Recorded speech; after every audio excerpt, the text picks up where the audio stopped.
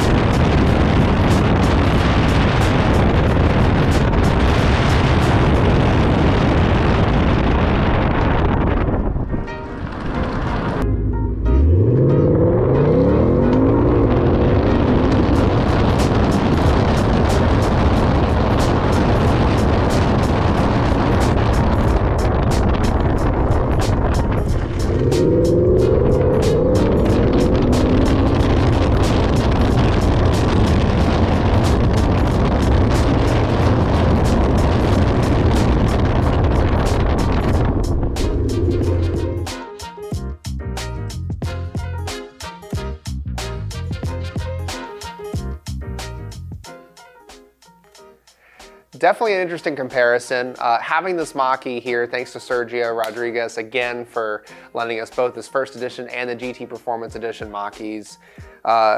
Just comparing them to these regular run-of-the-mill Mustangs, just kind of giving us an idea of where it stands on the totem pole when it comes to Mustangs altogether.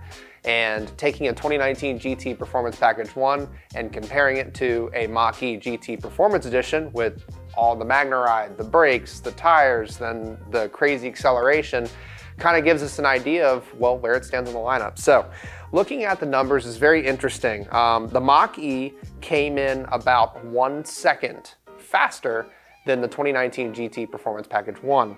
But to be honest, the regular Mustang, the 19 Mustang, was faster pretty much everywhere. But the Mach-E made up the majority of that punch ahead, that 1 second, immediately on the launch. To put it in perspective, to the first cone, the Mach-E took 3.1 seconds versus the Performance Package 1 taking 4 seconds. So that's 9/10 of a second to that first cone, where that Mach-E just immediately, all that immediate torque right out of the hole.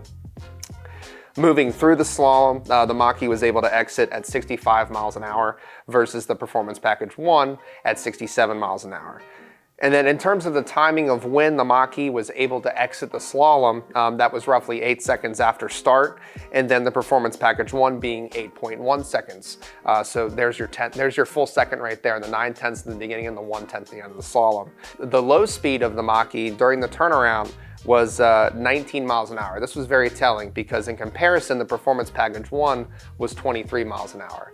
You're gonna feel the weight the most in that turnaround, and frankly, the lack of camber as well.